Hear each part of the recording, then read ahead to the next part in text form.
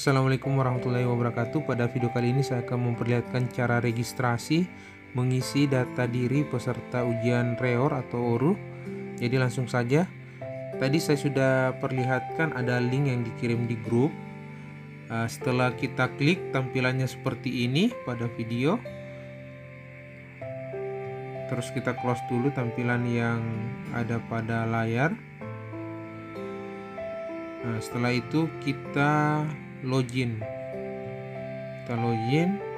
Lalu tampilan yang muncul seperti ini. Di sini ada username, terus ada passwordnya juga.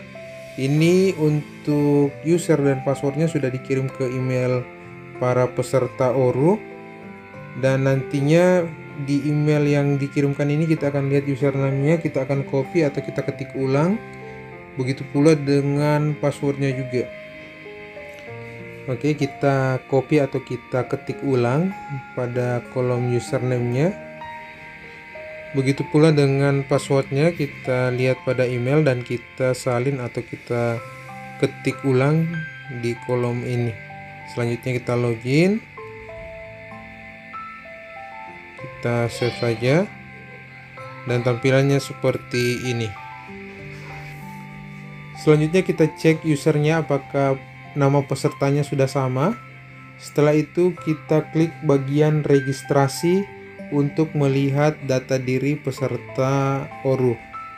Jadi jika ada kesalahan input, kita bisa mengubah data diri yang ada sekarang, baik itu nama, nick, atau data yang lainnya seperti yang tertera pada layar. Itu kita lakukan jika data yang sudah tertera ini ternyata ditemukan kesalahan atau tidak sesuai dengan data diri peserta ORU yang bersangkutan. Jadi bisa diedit. Dan salah satu contohnya di sini kita bisa lihat bahwa ada keterangan pekerjaan yang belum diisi. Tinggal kita switch sesuai dengan data diri peserta ORU. Di sini juga tertera masa pendidikan, yaitu pembekalan ORU sejak awal hingga akhir, dan di bawahnya ada alamat serta keterangan untuk peserta. Di sini keterangannya adalah peserta baru, dan di bawahnya ada tempat mengupload data lain seperti foto, KTP, SPPK, atau sertifikat JMDSS yang dimiliki oleh peserta. Yang pertama kita klik bagian foto, dan di sini kita sudah siapkan file yang akan kita upload. Di sini ada foto, ada JMDSS serta SPPK-nya. Begitu pula dengan KTP. Jadi tadi kita klik bagian foto. Setelah itu kita bisa lihat juga di bagian size-nya, karena untuk foto atau file lain sudah dibatasi sekian kilobyte. Di bagian warna kuning ini, di sini tertera maksimum dari kapasitas dari file tersebut. Untuk foto dengan format JPEG, untuk file lainnya bisa dibuat dalam bentuk PDF sesuai dengan keterangan di bagian berwarna kuning. Coba kita masukkan KTP, dan kita bisa lihat di sini sudah ada keterangan KTP. Terus kita lanjut file yang lain, SPPK, kita upload. Terus JMDSS. Jadi di sini kita bisa lihat ketiga file utama sudah masuk.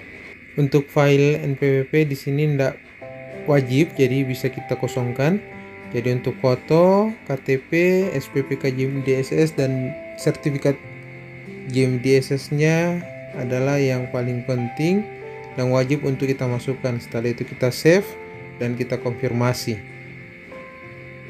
Oke, selesai. Akan muncul tampilan seperti ini. Setelah muncul tampilan seperti ini, kita bisa cek mulai dari nick sampai bagian bawah apakah sudah betul semua data yang kita masukkan sesuai dengan data diri peserta. Dan di bagian bawah ada keterangan menunggu verifikasi. Jadi data yang kita kirim ini akan dicek admin yang ada di pusat, dan biasanya banyak yang bermasalah di bagian foto karena foto yang diupload ini biasanya buram. Jadi untuk peserta tolong diperhatikan semua data atau file yang akan diupload agar tidak terjadi koreksi atau penolakan dari admin yang berada di pusat. Demikian video terkait registrasi pengisian data peserta ORU, mudah-mudahan bermanfaat. Akhir kata, assalamualaikum warahmatullahi wabarakatuh.